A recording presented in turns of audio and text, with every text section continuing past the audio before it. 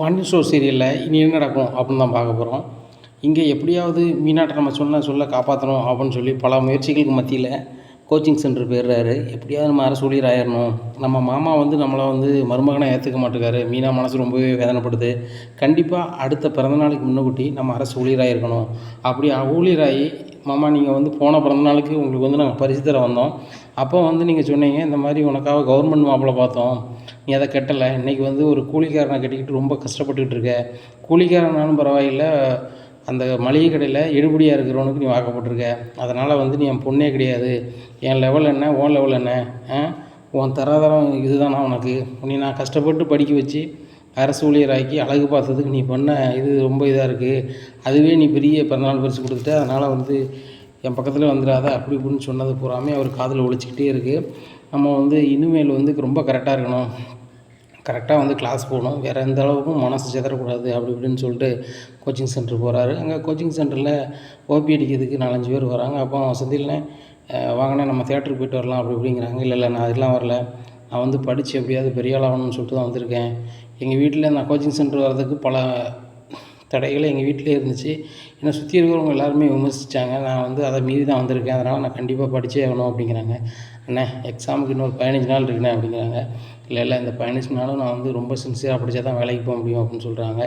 இந்த சூழ்நிலையில் நல்லாவே படிச்சுட்ருக்காங்க. இங்கே வீட்டுக்கு வந்த பிறகும் இரவு பகலும் பாராமல் படிக்காரு. அப்போது பாண்டியன் கேட்குறாங்க, என்ன நைட்டு அவன் ரூமில் ரொம்பவே லைட் எரிஞ்சிட்ருக்கு அப்படிங்கிறாங்க. நைட்டும் அவன் படிக்கிறாங்க அப்படிங்கிறாங்க. இதை கேட்ட பாண்டியன் சொல்கிறாங்க, இவ்வளோ கஷ்டப்பட்டுலாம் படித்து தான் போக முடியுமா கோமதி அப்படிங்கிறாங்க. எங்கே கவர்மெண்ட் வேலைனா சும்மா வாங்க அப்படிங்கிறாங்க. அதுவும் சரி தான், ஆனால் கொஞ்சம் ரெஸ்ட் எடுத்துக்கிற சொல்லு. காலையில் கிளாஸுக்கு போய்ட்டு நைட்டு தான் வரான், 7 மணிக்கு தான் வரான். 7 மணிக்கு சாப்பிட்டுட்டு மறுபடியும் படிக்கிறான். இப்போயுமே மணி 11:30 ஆகுது, இன்னும் படிச்சுட்டு இருந்தான் அப்படின்னா எப்படி? கொஞ்சம் ரெஸ்ட் எடுக்க சொல்லு அப்படிங்கிறாங்க. டேய் செந்தில் அப்படிங்கிறாங்க. என்னம்மா அப்படிங்கிறாங்க கோமதிட்ட. டேய் கொஞ்சம் தூங்குவியான், வேலைக்கு போகிறது அவசியம்தான், ஆனால் உடல் ரெஸ்ட்டும் அவசியம்ல செந்தில் அப்படிங்கிறாங்க. ஆமாம்மா, இன்னும் எக்ஸாமுக்கு இன்னும் 15 நாள் தான்மா இருக்குது. இந்த 15 நாளில் இரவு பகல் பாராமல் படித்தேன் அப்படின்னா கண்டிப்பாக நான் ஒரு அரசு ஊழியராகிடுவேம்மா. அதுக்கப்புறம் மீனாவோட அப்பா என்ன கூலிக்காரன்னு சொல்ல மாட்டாங்களாம்மா அப்படிங்கிறாங்க. கண்டிப்பாடா நீ பாஸ் ஆகிடுவ அப்படிங்கிறாங்க. மீனா சொல்கிறாங்க, நான் இவ்வளோ மாதிரி கூட படித்ததில்ல, சிம்பிளாக தான் படித்தேன், வேலைக்கு போயிட்டேன், கண்டிப்பாக ஒரு வேலைக்கு போயிடுவார் அப்படிங்கிறாங்க. எனக்கு நம்பிக்கை இருக்குமா, செந்தில் எதையுமே டவார்னு செய்ய மாட்டான், ஆனால் இதில் ரொம்ப வீம்பாக செஞ்சிட்ருக்கான், கண்டிப்பாக நல்ல முயற்சியில் எடுத்து வருவான் அப்படி அப்படின்னுட்டுருக்காங்க. இந்த சூழ்நிலையில் அங்கே மீனா வீட்டில் அவங்க அம்மா பேசிகிட்டு இருக்காங்க அப்பாட்ட. இந்த மாதிரி கேள்விப்பட்டீங்களாங்க அப்படிங்கிறாங்க. என்னத்தை அப்படிங்கிறாங்க. நீங்கள் சொன்னதுக்கு மீனா மாப்பிள்ளைக்கு ரொம்பவே கோவம் வந்துருச்சான் அப்படிங்கிறாங்க. என்ன கோவம் வருது, அவனுக்கு என்ன கோவம் வேண்டி கிடக்கு? அந்த மளிகை கடையில் எடுபடியாக வேலை பார்த்துட்ருக்கான். அப்படி கோவப்படுதவன் அந்த கடையில் வேலை பார்த்துட்ருக்கான். நல்ல மாதிரி நல்ல இடத்துல போய் வேலை பார்க்க வேண்டியதானே? இவனை கெட்டினா கொஞ்சம் அவங்கள தூக்கிவோம் அவளை அப்படி இப்படிங்கிறாங்க. அதை சொல்லுங்க, நீங்கள் கிஃப்ட்டு தரும்போது வேண்டான்ட்டீங்க, ஒரு மாதிரி பேசி அனுப்பிட்டீங்க. அவங்க மனம் ரொம்ப நொந்து ஆனால் நல்ல முடிவாக எடுத்திருக்காங்க அப்படிங்க. என்ன முடிவாக எடுத்திருக்காங்க அப்படிங்கிறாங்க. மாப்பிள்ளை கவர்மெண்ட் வேலைக்கு போகிறதுக்கு எக்ஸாம் படிக்காரு அப்படிங்க. யார் அவனா? நீ சொல்லுது எனக்கு காமெடியாக இருக்குது விடு அப்படி இப்படின்னுட்டுருக்காங்க. இந்த சூழ்நிலையில் அவர் தூங்கிறாரு. காலையில் எந்திரிக்காரு. மீனா அம்மா சொன்னதே நினைவு வந்துகிட்டே இருக்குது. இந்த மாதிரி மீனா கெட்டின பையன் கவர்மெண்ட் வேலைக்கு எக்ஸாம் படிச்சுட்ருக்கானா? அதுக்கு வாய்ப்பே இல்லை. பாண்டியன் தன்னுடைய மளிகை கடையில் எடுபடி மாதிரி வேலை வாங்கிட்டு இருக்கான் அப்படின்னு சொல்லிட்டு அந்த வழியாக போகிறாங்க. கடைக்குள்ளே இருந்த மாதிரி இல்லை. இந்த சூழ்நிலையில் கொஞ்சம் வெளில வராரு. அப்போ குமரேசனை பார்க்குறாரு. பார்த்துட்டு தம்பி குமரேசன் வாங்க அப்படிங்கிறாங்க. என்னாச்சு சொல்லுங்கள் அப்படிங்கிறாங்க. சரி நீங்கள் செந்தில் அப்படிங்கிறாங்க. நீங்கள் செந்தில் மாமான்னு எனக்கு தெரியும், செந்திலை பற்றி என்ன விஷயம் உங்களுக்கு தெரியணும் அப்படிங்கிறாங்க. இல்லை அந்த பையன் கடையில் தான் இருக்கானா அப்படி அப்படின்னு கேட்குறாங்க. அந்த பையன் இப்போ கடைக்கு வர்றதில்ல, இப்போ கவர்மெண்ட் வேலைக்கு போய் அவனுங்கிற ஒரு ஏமில் அந்த பையன் ஒரு கோச்சிங் சென்டர் போய்ட்டுருக்கான், கண்டிப்பாக எக்ஸாம் பாஸ் பண்ணிடுவான் அப்படிங்கிறாங்க. உடனே நீங்கள் சொல்கிறது நெசந்தானா அப்படிங்கிறாங்க. ஆமாம் அப்படிங்கிறாங்க. இதை கேட்டோடனே மீனா அப்பா ரொம்பவே சிரிக்கிறாரு. சிரிச்சிட்டு என்ன சிரிக்கிறீங்க அப்படிங்கிறாங்க. இல்லை அவனுக்கு பொட்டணம் போட தெரியும், எடுபடி வேலை பார்க்க தெரியும், கவர்மெண்ட் எக்ஸாம்னா சும்மா கிடையாது, அதெல்லாம் உட்காந்து படிக்கணும் வைக்கணும், கண்டிப்பாக அவன் போயிட முடியாது அப்படி அப்படிங்கிறாங்க. என்ன குமரேசன் சொல்கிறாங்க, எனக்கு நம்பிக்கை இருக்குது, என்னோடய பேரன் போயிடுவானுங்கிற நம்பிக்கை எனக்கு இருக்குது, அதனால் நீங்கள் இப்படி சொல்கிறீங்க, ஆனால் பாருங்கள் உங்கள்கிட்ட வெற்றி கேணியோடு உங்கள்கிட்ட நிற்பான் பாருங்கள் அப்படிங்கிறாங்க. அதுக்கு வாய்ப்பே இல்லை. அங்கே போய் எக்ஸாம் எழுதும் போது அரிசி எவ்வளோ விலை, பருப்பு எவ்வளோ விலை அப்படிங்கிறதான் அவனுக்கு தெரிய போகிறத தவிர்த்து இந்த நாட்டினுடைய தலைநகர் எது, இதுக்கு என்னது வரும், எதுக்கு என்னது வரும் அப்படின்னு சொல்லி எதுக்குமே அவனுக்கு தெரிய போகிறதில்ல அப்படிங்கிறாங்க. உடனே குமரேசன் சொல்கிறாங்க, இந்த பையன் தான் வேணும்னு சொல்லி உங்கள் பொண்ணு கட்டியிருக்கு, அப்போ ஏதோ ஒரு திறமை இருக்குது போய் தானே கட்டியிருக்கு, இல்லைனா பொண்ணு வந்து கவர்மெண்ட்டில் வேலை பார்த்துட்டு இப்படி ஒரு மாப்பிள்ளையை செலெக்ஷன் பண்ணுமா அப்படிங்கிறாங்க. எனக்கும் அதான் அசிங்கமாக இருக்குது, இப்படி ஒரு மாப்பிள்ளையை செலெக்ஷன் பண்ணியிருக்காளன்னு சொல்லிட்டு. காதலுக்கு கண் இல்லாமாங்க, இங்கே அது வந்து 100% உறுதியாகுது அப்படிங்கிறாங்க. இப்படிலாம் பேசாதாங்க, நான் வந்து செந்திலோட மாமான்னு சொல்லி மரியாதை கொடுத்து உங்கள்கிட்ட பேசுகிறேன்.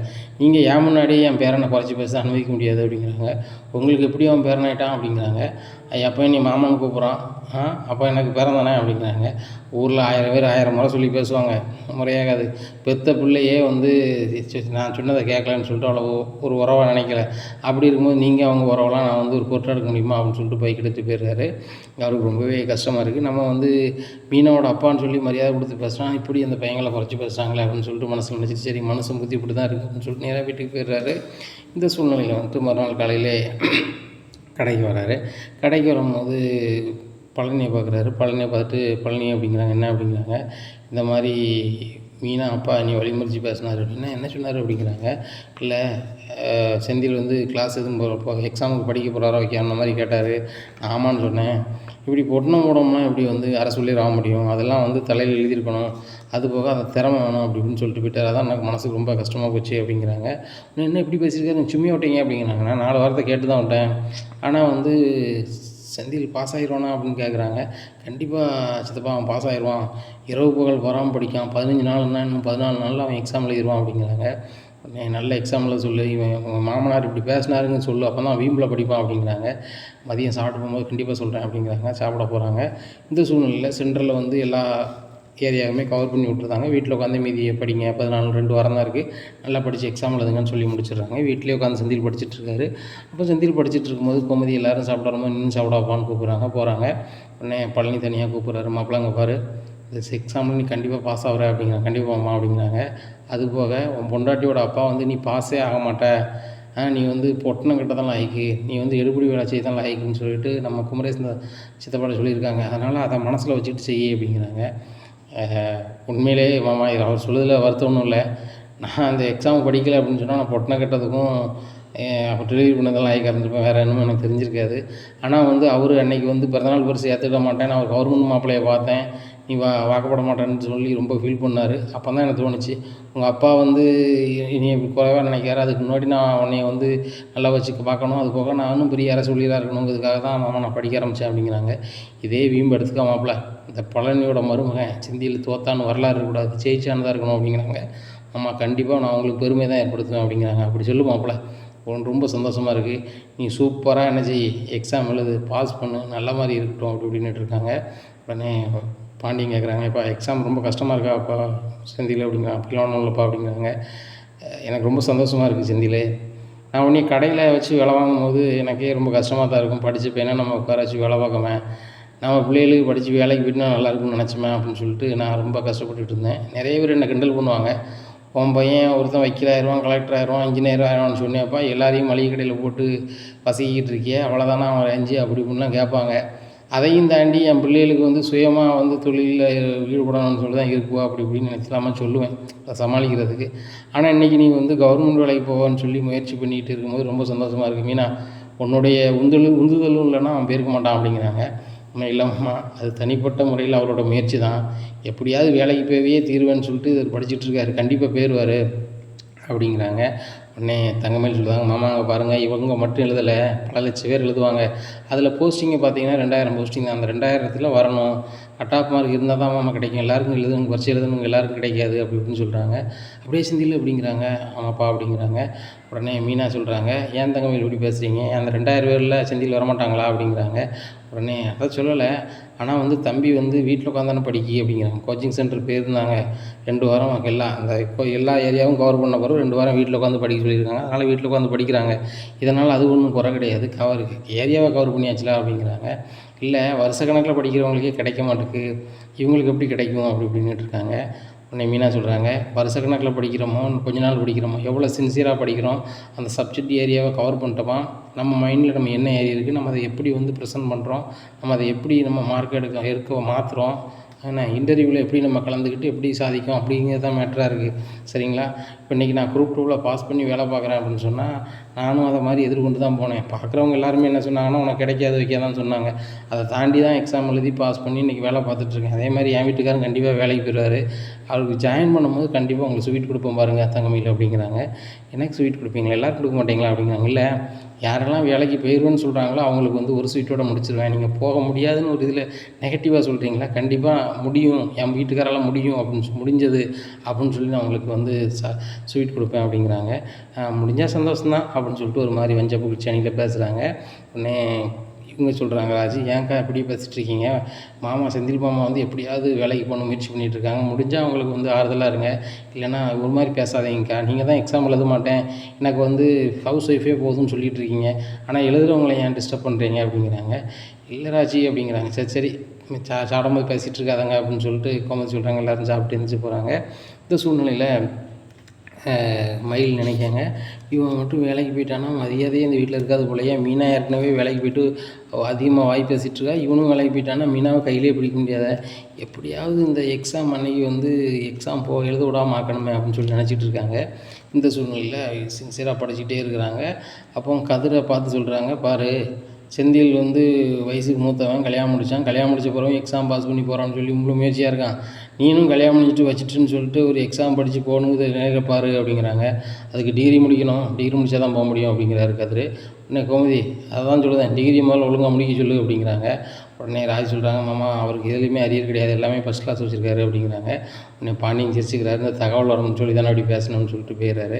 உடனே கோமதி கேட்குறாங்க, ஏங்க எப்போவும் நீங்கள் வந்து கதிரை ஏதாவது காயப்படுத்திட்டு தான் இருப்பீங்களா, கதிரை நீங்கள் புரிஞ்சிக்கவே மாட்டீங்களா அப்படிங்கிறாங்க.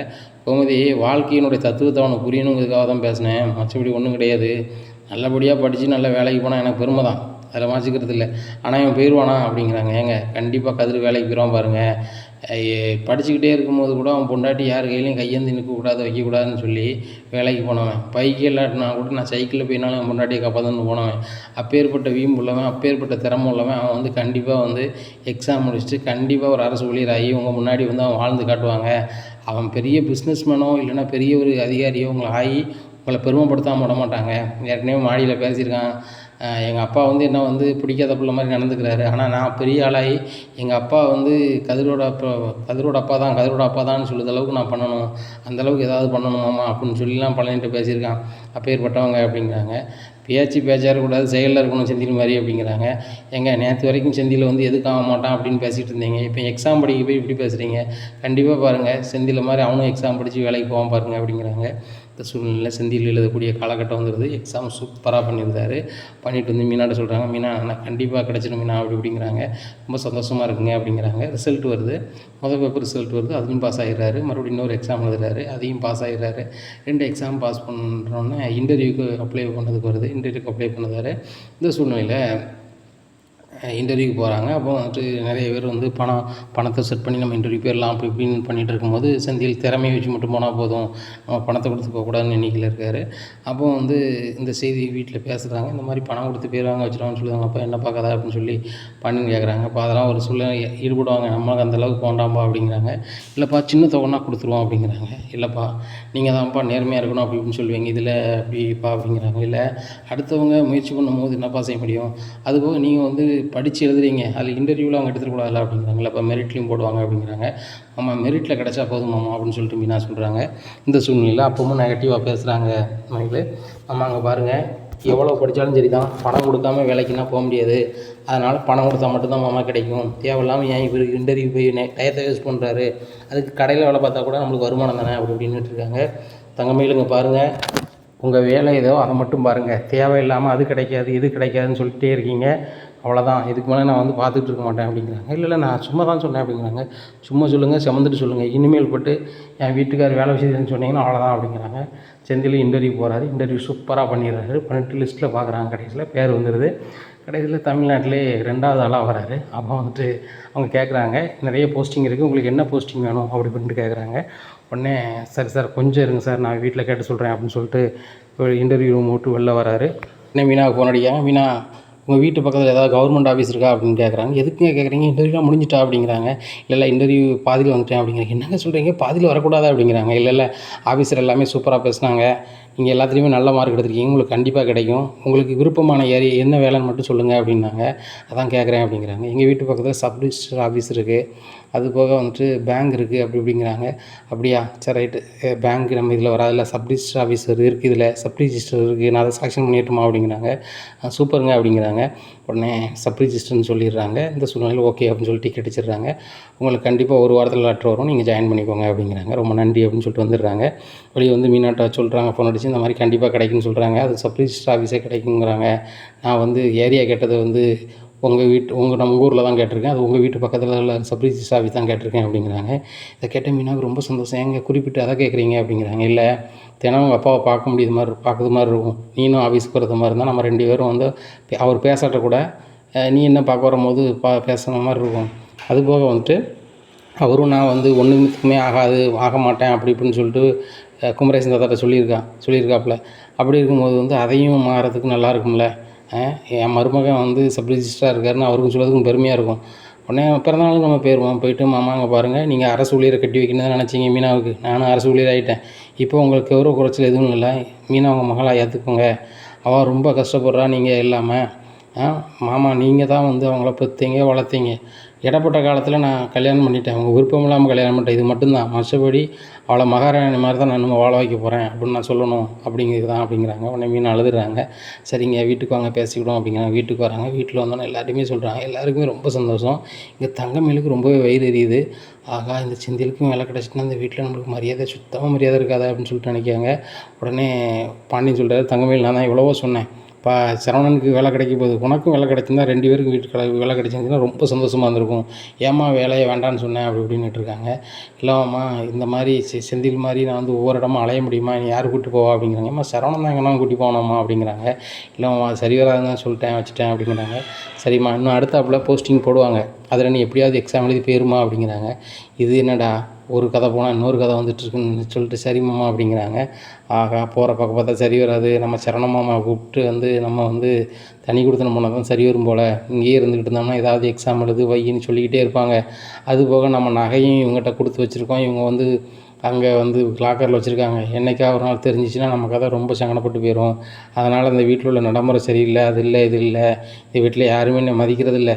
இப்போ மீனா கவர்மெண்ட் வேலைக்கு போயிட்டா, செந்திலும் வேலைக்கு போகிறான், ராஜியும் படிக்கிறான், கதிரும் படிக்காங்க, 2 பேரும் வேலைக்கு போயிடுவாங்க. நம்ம 2 பேரும் தான் வந்து வேலைக்கும் போல் வைக்கல, இந்த வீட்டில் மரியாதையே இல்லை, அதனால் நம்ம அந்த வீட்டு விட்டு போயிடுவோம்னு சொல்லி என்னத்தையாவது பேசி இது பண்ணணும் அப்படின்னு நினைக்காங்க. இந்த சூழ்நிலையில் போஸ்டிங் போட்டிருந்தாங்க. போட்டோன்னா அதே இடத்துல போய் ஜாயின் பண்ணுறாங்க.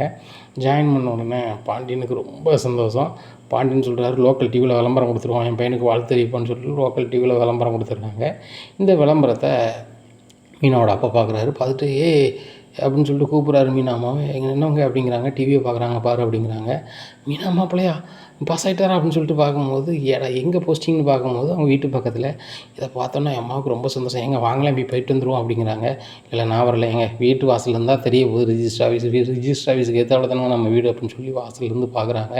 அங்கே பொறுப்பு ஏற்றுக்கிட்டே மீனாவும் செந்திலும் வந்து இங்கேயே அவங்க வீட்டையே பார்க்குறாங்க. ரொம்பவே சந்தோஷமாக இருக்குது இவங்களுக்கு.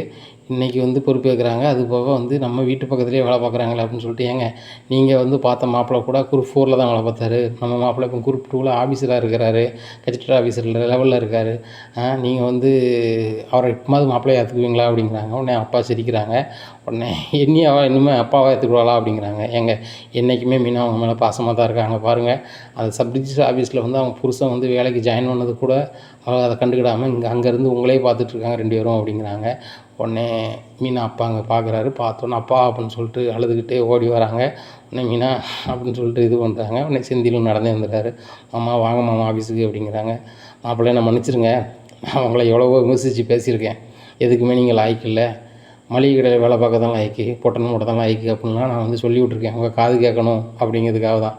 நீங்கள் அந்த விமர்சனங்கள்லாம் தட்டி தூர எரிஞ்சிட்டு நீங்கள் வந்து ஒரு நல்ல வேலைக்கு போயிட்டீங்க, எனக்கு ரொம்ப பெருமையாக இருக்கு மாப்பிள்ள அப்படிங்கிறாங்க. ஆமாங்க பாருங்கள், நான் வந்து வேலைக்கு போயிருந்தாலும் சரி தான், போகலனாலும் சரி தான், உங்கள் மருமகன் தான், அதை பற்றி ஒன்றுமே இல்லை. நான் மீனாவோட அப்பா வந்து நம்ம கவர்மெண்ட்டில் வேலை பார்க்கலன்னு சொல்லிட்டு மீனாவை வந்து மகளாக ஏற்றுக்க மாட்டேங்காங்களே அப்படிங்கிற ஒரே வீம்புக்கு தான் வேலைக்கு போனேன்.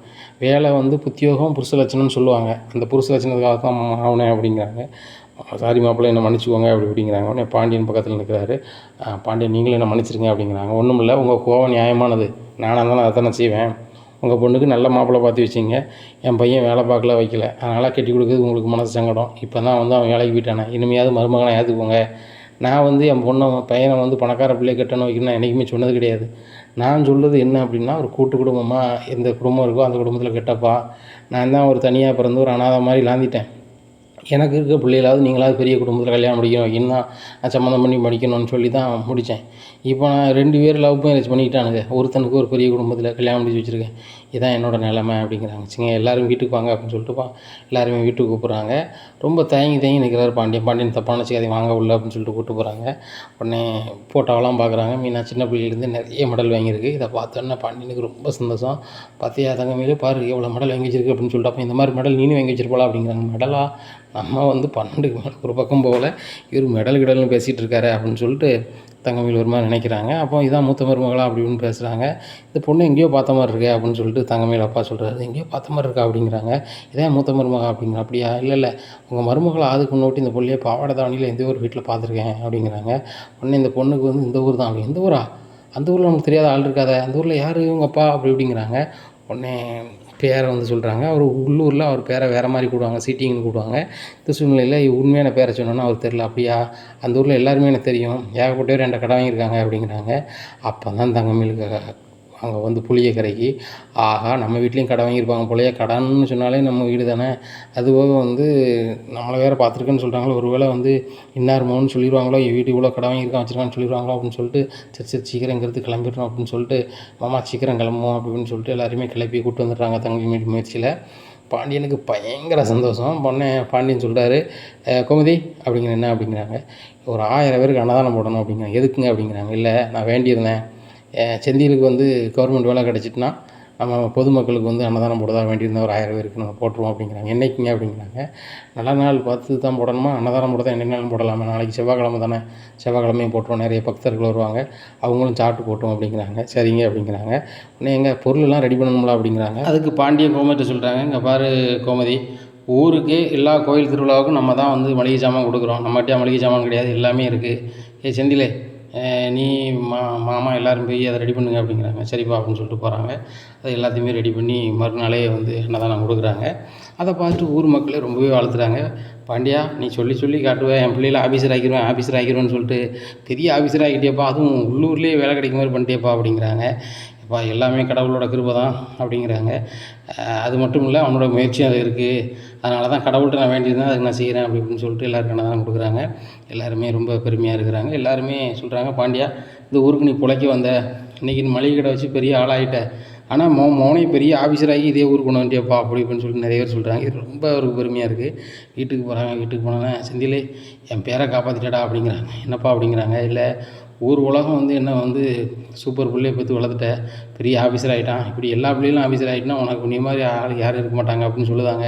எனக்கு ரொம்ப பெருமையாக இருக்குது அப்படிங்கிறாங்க. செந்தில் காலில் விழுந்து ஆசீர்வாதம் வாங்குறாங்க. மீனாவும் காலில் விழுந்து ஆசீர்வாதம் வாங்குறாங்க. மற்றவங்களும் அதே மாதிரி வேலைக்கு போயிட்டேன்னா ரொம்ப பெருமையாக இருக்கும். தங்கமயிலுங்க பாரு, நீனும் நல்லா படிச்சிருக்கம்மா, நீனும் வேலைக்கு போயிட்டேன்னு வச்சுக்கோ, எங்கள் வீட்டு பாரம் இறங்கிடும், நல்ல சந்தோஷமாக இருக்கும். நீங்கள் வேலை பார்த்த 10 ரூபா காசை வீட்டுக்கு கொடுக்க வேண்டாம், ஆனால் வந்து நீங்கள் ஆஃபீஸராக இருக்கீங்கன்னு கேள்விப்பட்டாலே எனக்கு ரொம்ப சந்தோஷமாக இருக்கும். இன்றைக்கி பாரு, இன்றைக்கி அன்னதானம் கொடுத்தோம், எவ்வளோ மக்கள் வாழ்த்துனாங்க, எவ்வளோ பேர் நீ பெருமையாக பேசுகிறாங்க, எனக்கு ரொம்ப சந்தோஷமாக இருக்குது அப்படி இப்படின்னு இருக்காங்க. கதிரும் சிரிக்கிறாரு. பாரு இன்றைக்கியாவது இப்படி பேசுகிறாரு அப்படின்னு சொல்லிட்டு.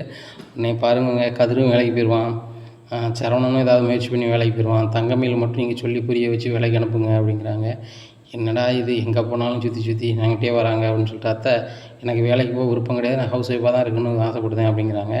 உடனே தங்கமயில்கிட்ட வராங்க பாண்டியன். இங்கே பாரு தங்கமயில், நான் எத்தனை நாளாக உனக்கு நான் சப்போர்ட்டாக பேசியிருக்கேன், ஆனால் இந்த விஷயத்தில் வந்து நீ ஆஃபீஸர் ஆனால் தான் இந்த வீட்டுக்கு ரொம்ப மரியாதை, அதனால் நீ சீக்கிரம் ஆஃபீஸராக பாருமா, நல்லா படிச்சுட்டு ஏன் அந்த படிப்பை வீணாக்கணும், நீ படித்த படிப்பு வந்து உனக்கு ஒரு வேலையாக்கணுன்னா அதை வச்சு 4 பேருக்கு நல்லது செய்ய முடியும், கஷ்டப்பட்ட ஜனத்துக்கு செய்யலாம்ல, நீ கஷ்டப்பட்ட ஜனத்துக்கு செஞ்சால் உங்கள் அப்பாவுக்கும் பெருமை எனக்கும் பெருமை தானே அப்படிங்கிறாங்க. உடனே சரவணன் சொல்கிறாரு, எப்பா நான் எப்படியாவது சொல்லி அவளுக்கு வேலைக்கு ரெடி பண்ணி போக சொல்லுதம்பா அப்படிங்கிறாங்க. உடனே சரி அப்படின்னு சொல்லிட்டு எல்லாருமே சாப்பிட்டு எல்லாம் போய் தூங்க அப்படிங்கிறாங்க. எல்லாரும் போய் தூங்க போகிறாங்க. இந்த சூழ்நிலையில் கதிர் வந்து சொல்கிறாங்க ராஜிட்ட, எங்கள் அப்பா எதுவும் சொல்கிறாருன்னு நினைக்காத, நீ வந்து மனசில் ரொம்ப போட்டு ப்ரெஷர் இது பண்ணாத, உனக்கு வேலைக்கு போக விருப்பம் இருந்தால் போ, இல்லைன்னா வேண்டாம் தேவையில்லை, ஆனால் நீ டிகிரியை கம்ப்ளீட் பண்ணிடு அப்படிங்கிறாங்க. நான் கண்டிப்பாக வேலைக்கு போவேன், என்ன நீ தான் நான் சொன்னேன் டியூஷன் எடுக்க வேண்டாம், நீ கவர்மெண்ட் வேலைக்கு ஏதாவது முயற்சி பண்ணணும்னு சொன்னால் மறந்துட்டியா அப்படிங்கிறாங்க.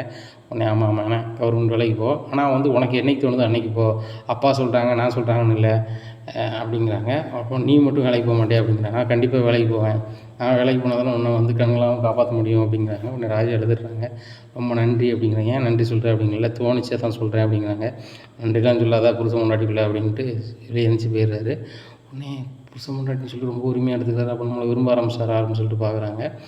செந்தில் அவர் நம்ம கதிர் பேக்கில் என்ன தான் இருக்குது அப்படின்னு சொல்லிட்டு பார்ப்போமே அப்படின்னு சொல்லிட்டு கதவை லாக் பண்ணிட்டு பார்க்குறாங்க. ராஜி பேரை நோட்டை ஃபுல்லாக எழுதி வச்சுருக்காரு. இதை பார்த்தா ராஜிக்கு ரொம்ப சந்தோஷம். தன்னோட நோட்டை எடுத்து பார்க்குறாங்க. நம்மளும் இப்படி தானே கதிர் பேரெலாம் எடுத்து வச்சுருக்கோம், 2 பேரும் சேர்த்துன்னு சொல்லிட்டு ரொம்ப மனசில் சிரிக்கிறாங்க. 2யுமே பயங்கரமாக செல்ஃபியாக எடுத்துக்கிறாங்க. செல்லில் எடுத்து சரி அவனுக்கு தெரியாமல் வச்சுருவாங்கன்னு சொல்லிட்டு வச்சிடுறாங்க. டவார்னு வீட்டுக்குள்ளே அந்த ரூமுக்குள்ளே வராரு. கதை உடச்சிருக்கு. ஜன்னல் வழியாக பார்க்குறாரு. 2 நோட்டையும் பார்த்து ராஜி சிரிக்கிறாங்க. கதிருக்கு ரொம்ப வெக்கமாக இருக்குது. மொட்டை மாடி பார்த்து போயிடுறாங்க. மாமா இன்றைக்கி நைட்டு உங்கள்கிட்ட தூங்கட்டுமா அப்படிங்கிற. மாப்பிள்ளை வேண்டவே வேண்டாம், ஒரு நாள் நீங்கள் மாடியில் படுத்ததுக்கு அப்பா அந்த வசூ விட்டார், அதனால் சரி வராது, நீங்கள் கீழே போய் படு அப்படிங்கிறாங்க. மாமா இன்றைக்கி ஒரு நாள் மாமா அப்படிங்கிறாங்க. மாப்பிள்ளை நான் நிம்மதியாக இப்போ தான் தூங்குதேன், என் தூக்கத்தை கெடுத்துடா, நீ போய்ட்டு வா அப்படிங்கிறாங்க. இல்லை மாமா தயவு செய்து ஒரு நாள் படுத்துக்கிறேன் அப்படிங்கிறாங்க.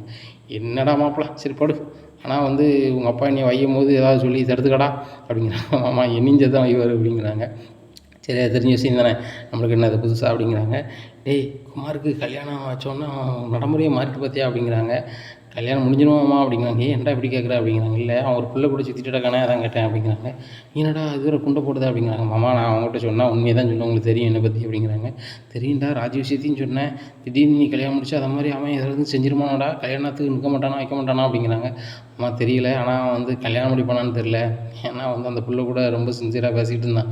உனக்கு தான் வாக்கு தந்துட்டோம்ல நான் மாறமாட்டேன், எனக்கு கல்யாணமே வச்சா கூட உன்னை தான் கெட்டுவேன்னு சொல்லிக்கிட்டு இருந்தான். எனக்கு ரொம்ப கடுப்பாக தான் இருந்துச்சு. எல்லாம் உங்கள் வீட்டில் இப்படி ஏற்பாடு பண்ணிகிட்டு இருக்காங்க, நீ நல்லா இப்படி பண்ணிகிட்டு இருக்கேன்னு சொல்லலான்னு பார்த்தேன். அப்பவும் நினச்சிடுவான் நீ வைக்கலாமான்னு சொல்லிட்டு தான் நான் வந்துட்டேன்.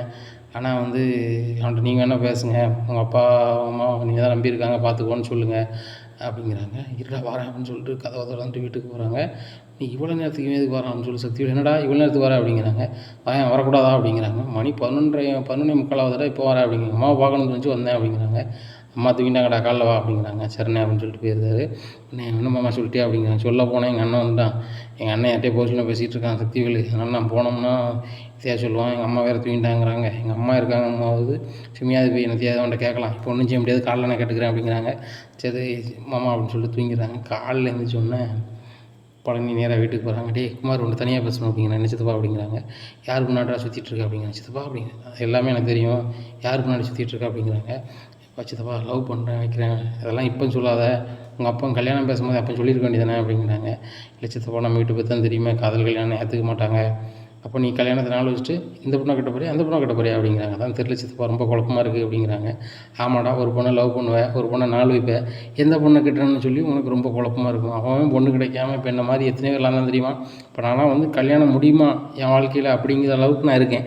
ஆனால் நீ வந்து கல்யாணத்தை வந்து அசால்ட்டாக இது பண்ணதானே, அந்த பிள்ளையை கட்ட போகிறானா இந்த பிள்ளையை கட்ட போகிறான்னு சொல்லிட்டு. பொங்கல் பிள்ளை பாவம் ரொம்ப பொல்லாது, எந்த பிள்ளையை விரும்புதியோ அந்த பிள்ளையை கெட்டப்பார், இந்த பிள்ளை 4 வயசு பிள்ளையும் வந்து வம்பாய்க்கிறாத, முன்னக்கூட்டியே சொல்லி இந்த மாதிரி எனக்கு விருப்பமில்ல அப்படின்னு சொல்லி வீட்டில் வச்சு தாலி கட்ட வழியை பாரு.